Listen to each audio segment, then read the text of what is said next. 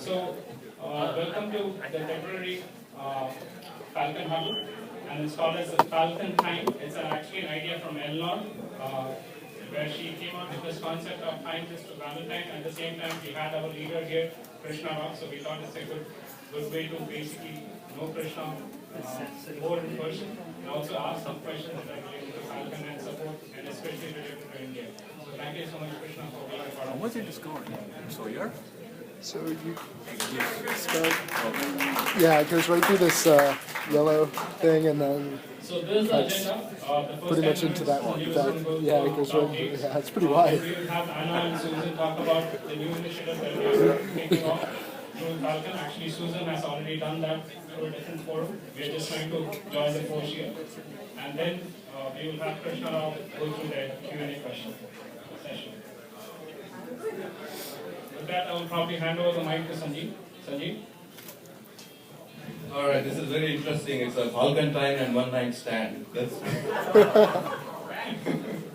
so, first of all, I wanted to make you all aware, this is not really an announcement, it's already announced, that there is a hackathon. This is actually a company-wide hackathon that is based on the SDN and IoT, right, Diana? SDN IoT combination. So I think this is a great opportunity for those of you who want to learn a little bit about what is SDN, what is IoE, and also get a chance to experiment with it. There is a list of ideas. If you don't have your own ideas, there is a list of ideas that has been published.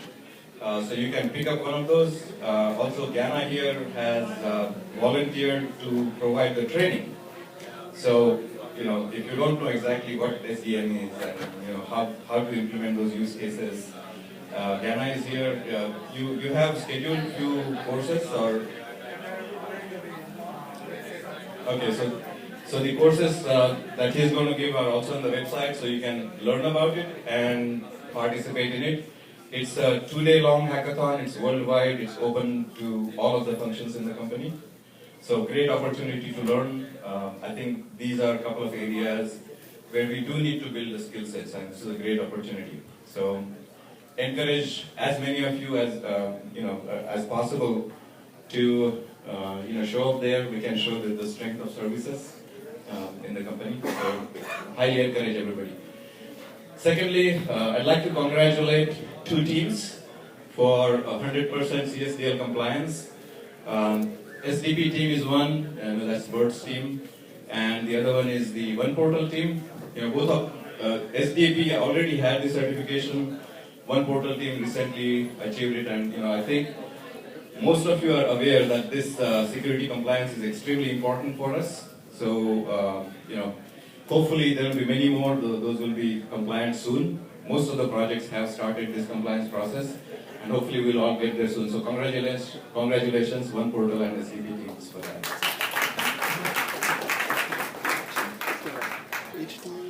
There is a bunch of campaigns going on. All of the tracks, they're coming up with their own campaigns.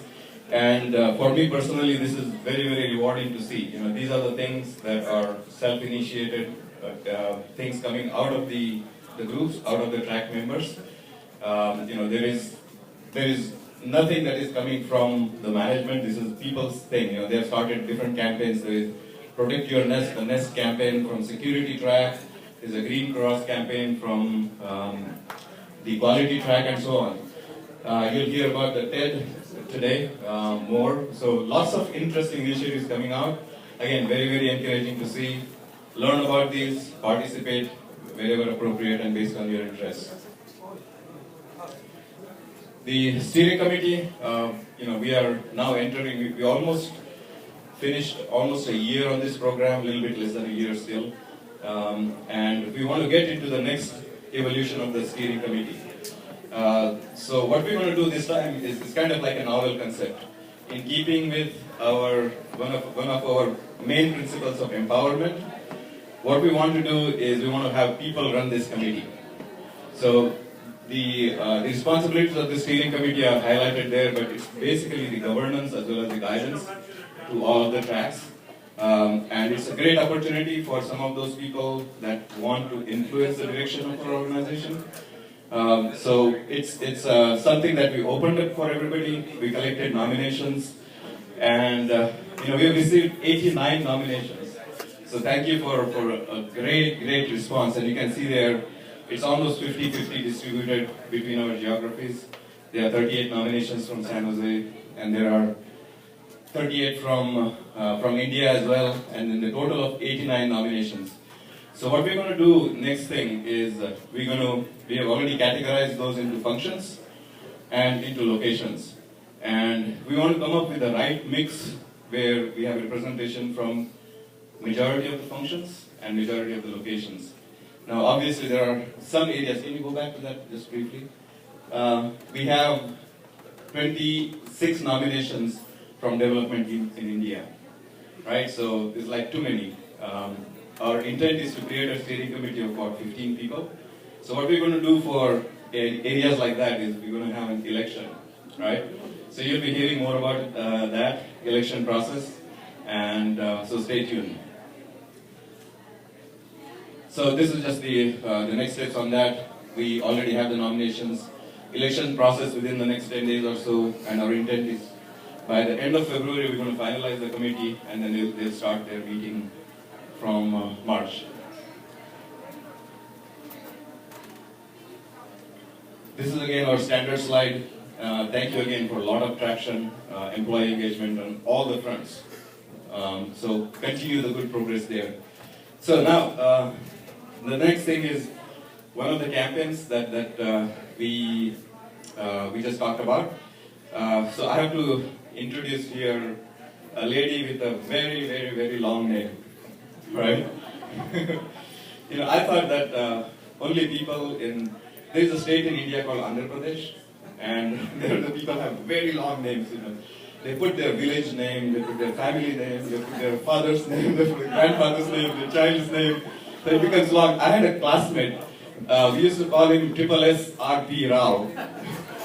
It was like SSRP Rao. It was like, Shankar or Venkat, something I forget now, but it was, I thought those are the only people, but now I found out that there are people in other countries also that have very long names, right? So, this lady, her name is Anna.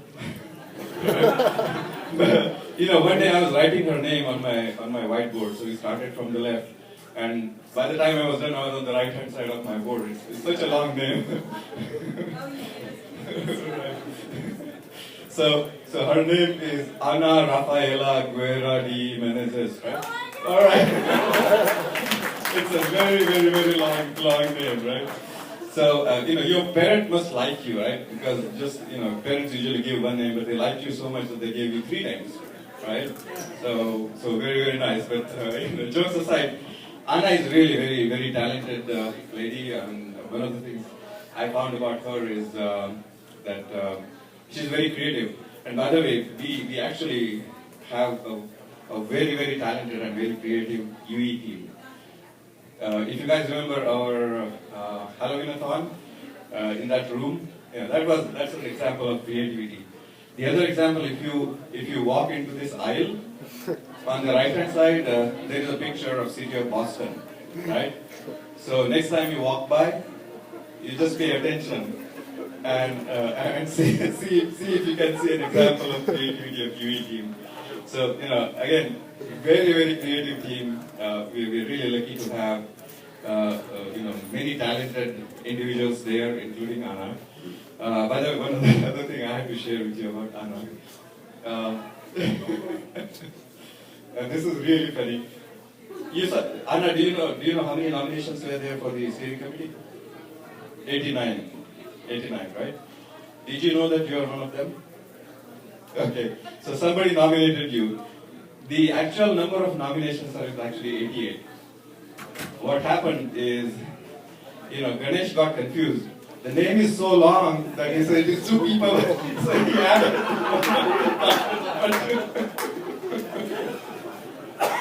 So it's not 89, it's 88. So anyway, without further ado, Anna is Anna.